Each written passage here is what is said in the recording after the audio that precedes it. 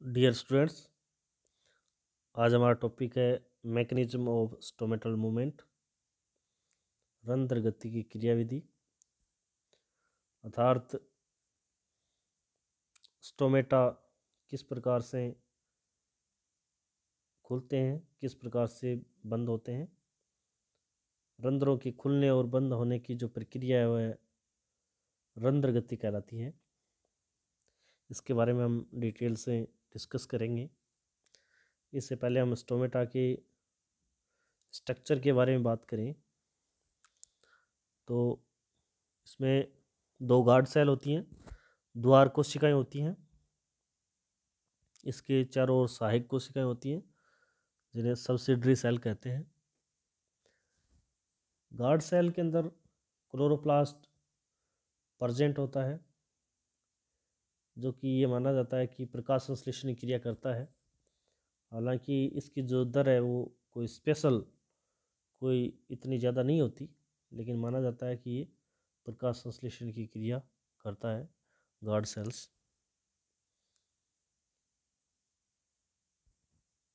जो स्टोमेटा खुलना और बंद होना का जो प्रोसेस है वो हमने प्रासरण के टॉपिक के अंदर हमने डिटेल से पढ़ा था कि कोशिका किस प्रकार से टर्जिड होती हैं, किस प्रकार से फ्लेस्ड होती हैं। जैसे कि हमने गार्ड सेल के बारे में हमें पता है कि जो इसके अंदर की जो वॉल है, आंतरिक जो भित्ति है और जो बाहरी वॉल है, उसमें काफ़ी अंतर होता है। आंतरिक जो वॉल होती है उसके अंदर लचीलापन बहुत कम अथवा नहीं होता, और जो बाहरी वॉल है वो लचीली होती है, जिसके अंदर जैसे ही टर्जिडिटी की जो कंडीशन आती है, जिसके कारण से जो बाहरी भित्ति वो लचीली भित्ति होती है, जिससे उसमें पर्याप्त खिंचाव होता है, और आंतरिक जो भित्ति है उसके अंदर लचीलापन कम होता है अर्थात या नहीं होता, जिसके कारण से उसमें जब खिंचाव होता है तो जो गिरने वाला स्थान है वहाँ पे चौड़ाई बढ़ जाती है, और चौड़ाई बढ़ने के कारण से ये माना जाता है कि रंध्र ओपन हो जाते हैं। ये पूरा जब इसमें गार्ड सेल के अंदर जब पानी प्रवेश करता है और जब सेल टर्जिड होती है, जब टर्जिडिटी की कंडीशन होती है, उस समय स्टोमेटा ओपन होते हैं, और जब इसका जो गार्ड सेल की जो पानी है बाहर निकल जाता है, फ्लैश्ड हो जाता है, तो ये इस प्रकार से इसमें खिंचाव कम हो जाता है, और फलस्वरूप इसमें जो आंतरिक वॉल है उसके अंदर खिंचाव कम होने से वापस वही कंडीशन आ जाती है, और ये माना जाता है कि स्टोमेटा क्लोज हो जाते हैं। ये कुछ कंडीशन पे डिपेंड करता है, जैसे वहाँ के इन्वायरमेंट का कार्बन डाइऑक्साइड की कंसंट्रेशन क्या है, पीएच की वैल्यू क्या है, उस गार्ड सेल के अंदर स्टार्च है अथवा शुगर है। तो जैसे हमारे शुगर है, शर्करा है, तो गार्ड सेल की जो प्राशरण दाब है वो बढ़ जाता है, और फलस्वरूप उसमें पानी प्रवेश करता है और टर्जिडिटी बढ़ जाती है। टर्जिडिटी बढ़ने के कारण से स्टोमेटा ओपन हो जाते हैं। तो इस प्रकार से इसमें CO2 कंसंट्रेशन, पीएच की वैल्यू, स्टार्च अथवा शुगर की मात्रा, तो ये इसको प्रभावित करते हैं स्टोमेटा ओपन होना और स्टोमेटा बंद होना। सामान्यतः जो प्लांट्स होते हैं उनके अंदर डे टाइम में स्टोमेटा खुलते हैं, ओपन होते हैं प्रकाश की उपस्थिति में। उनको फोटोएक्टिव कहते हैं, प्रकाश सक्रिय कहते हैं। कुछ ऐसे भी प्लांट्स होते हैं जो रात को उनके अंदर स्टोमेटा खुलते हैं। कुछ मांसल पौधे होते हैं, जैसे हमारे यहाँ नागफनी, जिसे ओपनसिया भी कहते हैं, उनके अंदर नाइट के समय स्टोमेटा ओपन होते हैं, दिन के समय इसमें स्टोमेटा बंद होते हैं। तो इनकी हम डिटेल से स्टडी करेंगे कि किस प्रकार से इसमें ये मूवमेंट होता है। इसके लिए कई थेरीज दी गई, कई सिद्धांत दिए गए कि अंदर किस प्रकार से खुलते हैं, किस प्रकार से बंद होते हैं, जिसके बारे में हम डिस्कस करते हैं।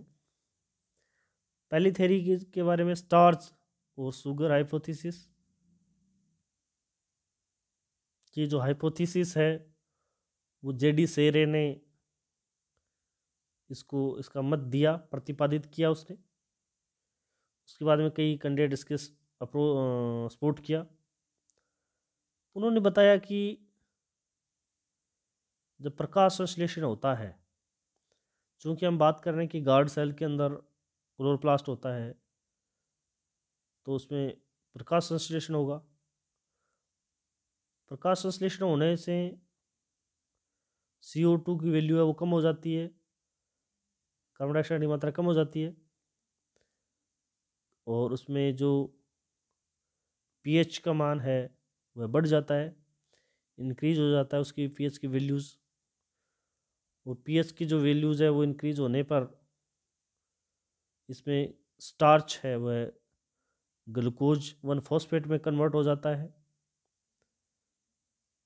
स्टार्च है वह ग्लूकोज 1 फॉस्फेट में कन्वर्ट हो जाता है फॉस्फोराइलेज एंजाइम की उपस्थिति में।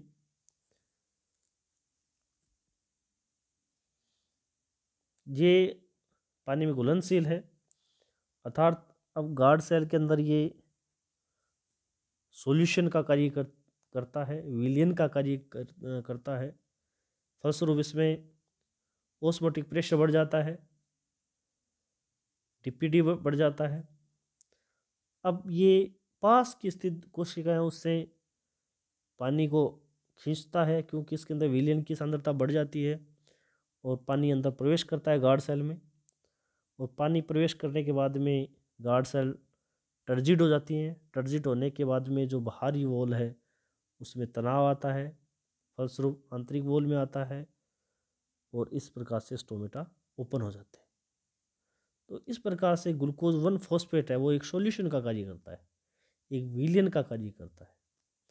तो इस प्रकार से इसमें स्टोमेटा ओपन हो जाते हैं। जब प्रकाश अपसेंट होता है, अंधेरा होता है, तो इसमें CO2 कंसंट्रेशन बढ़ जाती है कोशिकाओं में। तो CO2 की कंसंट्रेशन बढ़ जाती है तो एसिड की मात्रा बढ़ जाती है, pH का मान घट जाता है। pH का मान जब घटता है तो इसके अंदर जो ग्लूकोज 1 फॉस्फेट है वो स्टार्च में कन्वर्ट हो जाता है। वो स्टार्च में कन्वर्ट हो जाता है तो इसमें डीपीटी भी कम हो जाती है, क्योंकि स्टार्च है वो जल में अघुलनशील है, और पानी है वो पास स्थित कोशिकाओं में निकटतम जो कोशिका उसके अंदर चला जाता है, और कोशिका फ्लैश्ड हो जाती है और स्टोमेटा बंद हो जाते हैं। तो इस प्रकार से हम कह सकते हैं इस थीसिस के अकॉर्डिंग, परिकल्पना के अनुसार, कि ग्लूकोज 1 फॉस्फेट जो कि एक सॉल्यूशन का कार्य करता है, फलस्वरूप इसमें स्टोमेटा ओपन होते हैं। हालांकि इस थ्योरीज की आलोचना स्टीवर्ड ने की। उसने कहा कि ग्लूकोज 1 फॉस्फेट है इस स्तर तक परिवर्तित नहीं कर सकता जिससे कि इस लेवल पर वो कन्वर्ट नहीं कर सकता कि स्टोमेटा ओपन हो जाए। साथ में उन्होंने कहा कि स्टोमेटा ओपन होने के लिए एटीपी की ऊर्जा की भी आवश्यकता होती है, जो कि श्वसन के द्वारा दी जाती है, फलस्वरूप उसमें स्टोमेटा ओपन होते हैं। तो इसके बाद स्टीवर्ड ने थीसिस दी, स्टीवर्ड्स हाइपोथेसिस। उन्होंने भी बताया कि प्रकाश संश्लेषण में जो श्वसन के द्वारा निकली CO2 काम में आती है, उससे हाइड्रोजन आयन की सांद्रता कम हो जाती है, pH बढ़ती है, और वैसे ही जैसे फास्फोराइलेज एंजाइम की क्रिया बढ़ती है वो ग्लूकोज 1 फॉस्फेट बनता है। लेकिन ग्लूकोज 1 फॉस्फेट एंजाइम है वो फॉस्फोग्लूकोमेटेज के द्वारा ग्लूकोज 6 फॉस्फेट में कन्वर्ट हो जाता है, और ग्लूकोज सिक्स फॉस्फेट जो फॉस्फेटेज एंजाइम के द्वारा इसमें ग्लूकोज में कन्वर्ट हो जाता है। ये यहाँ पर कोशिका रस की जो सांद्रता है वो बढ़ाते हैं, ग्लूकोज है, और ऑस्मोटिक प्रेशर बढ़ता है, टीपीटी बढ़ती है, फलस्वरूप पास की स्थित कोशिकाएं उसके अंदर से पानी प्रवेश करता है, और जो कोशिका है वो टर्जिड होती है और स्टोमेटा ओपन होते हैं। और इन डार्क केस में जब अंधेरा होता है उस समय उसमें प्रकाश संश्लेषण नहीं होता और CO2 की कंसंट्रेशन बढ़ जाती है, और CO2 की कंसंट्रेशन बढ़ जाती है तो इसके अंदर pH का मान घट जाता है। इस समय जो श्वसन के अंदर जो एटीपी होती है, श्वसन के दौरान जो उत्पन्न एटीपी है, वह क्या करती है, जो ग्लूकोज का जो अणु है वो हेक्साकाइनेज जो एंजाइम की उपस्थिति के अंदर ग्लूकोज 1 फॉस्फेट में बनाता है, यानी कि एटीपी यूज हुई और ग्लूकोज से ग्लूकोज 1 फॉस्फेट बनता है, और ग्लूकोज 1 फॉस्फेट की के अणु हैं वो स्टार्च में कन्वर्ट हो जाते हैं, और स्टार्च में कन्वर्ट होने के कारण से चूँकि जो स्टार्च है वो पानी में डिजोल्व नहीं होती और कोशिका का जो पानी है वह निकटतम कोशिका में चला जाता है और सेल फ्लैश्ड हो जाती है और स्टोमेटा क्लोज हो जाते हैं।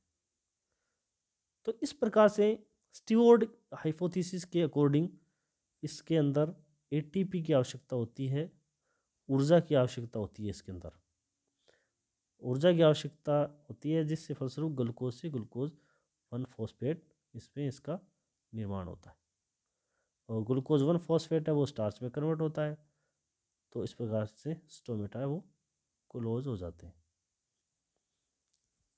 इसी प्रकार से थर्ड जो थेरीज हैं वो पोटेशियम आयन एक्सचेंज थेरीज हैं, जिसको लेविट ने दिया। उसने ये बताया कि उसने देखा कि कोशिकाओं के अंदर जो पोटेशियम आयन है वो उपस्थित होता है,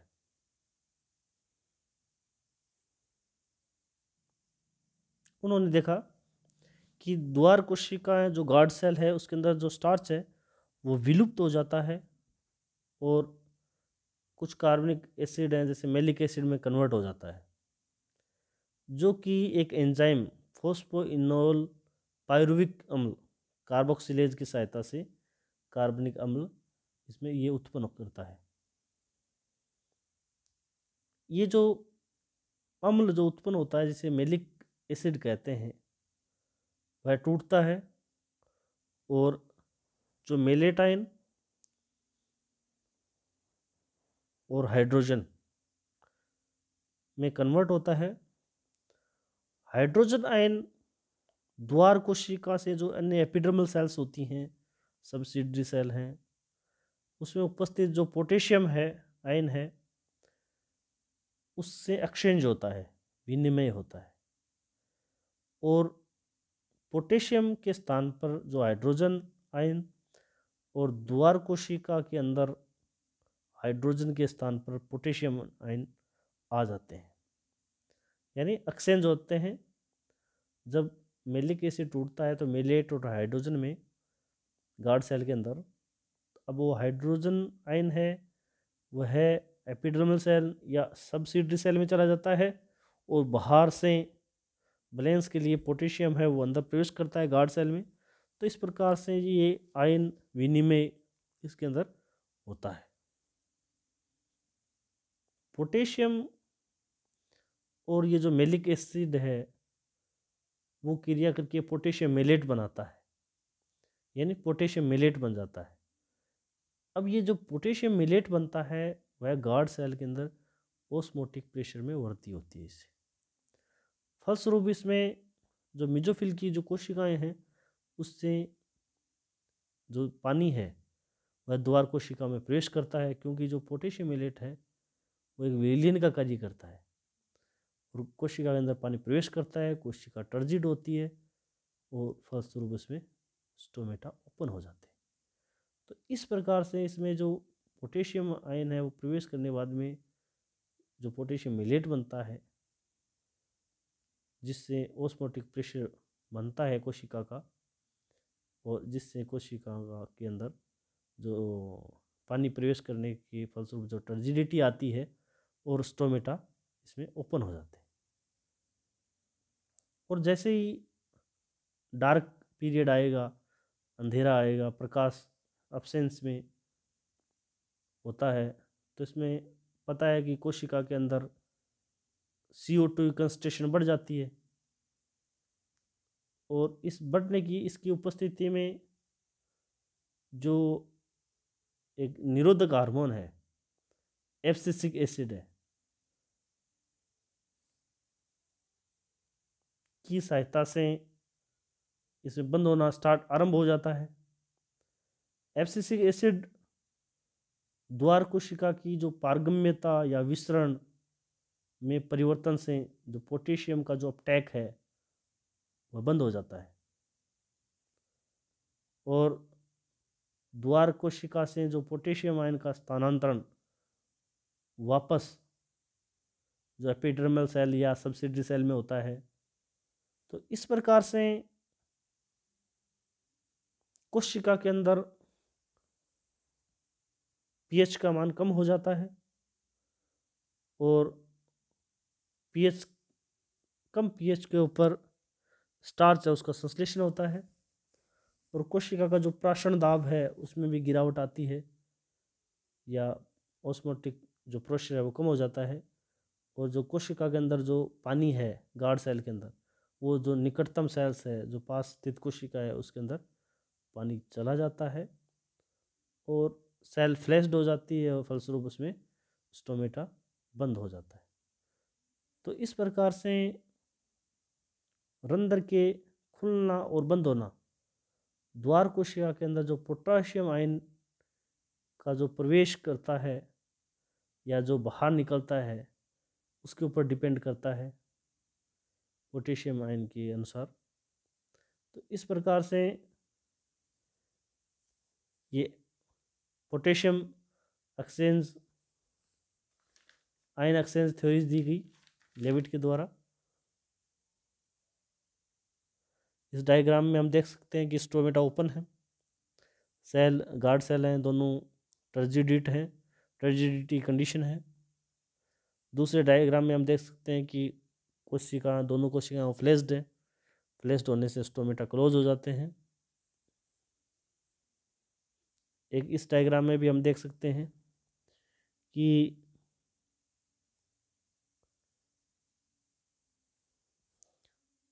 इस डायग्राम में भी हम देख सकते हैं कि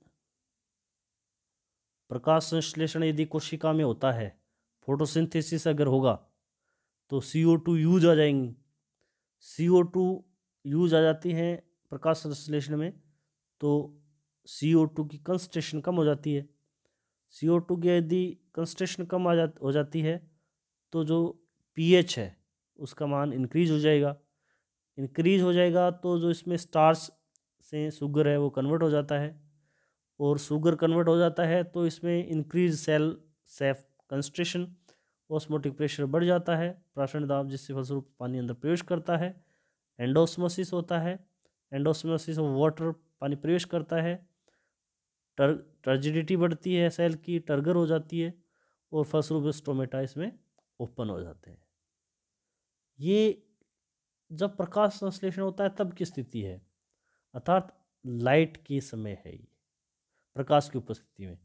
जब इसमें डार्क कंडीशन आती है तो जैसे ही अंधेरा होता है प्रकाश संश्लेषण बंद हो जाता है। प्रकाश संश्लेषण बंद हो जाता है तब कोशिकाओं के अंदर CO2 की कंसंट्रेशन बढ़ जाती है, कार्बन डाइऑक्साइड बढ़ जाती है। कार्बन डाइऑक्साइड बढ़ेगी तो इसमें एसिड या पीएच है उसके मान में कम हो जाएगा। पीएच कम हो जाएगा तो शुगर से स्टार्च में कन्वर्ट हो जाएगा, और उसके फलस्वरूप इसमें स्टार्च के फलस्वरूप कन्वर्ट होने के बाद में इसमें जो पानी है वो वापस बाहर आ जाएगा, और पानी बाहर आने से टर्जिडिटी कम हो जाएगी, फलस्वरूप उसमें स्टोमेटा क्लोज हो जाएंगे। तो इस प्रकार से स्टोमेटा इसमें क्लोज हो जाते हैं। तो इस प्रकार से इसकी हमने मूवमेंट, स्टोमेटल जो मूवमेंट है उसके बारे में हमने डिटेल से पढ़ा, थेरीज के बारे में हमने डिटेल से समझने का प्रयास किया है, समझाने का प्रयास किया है।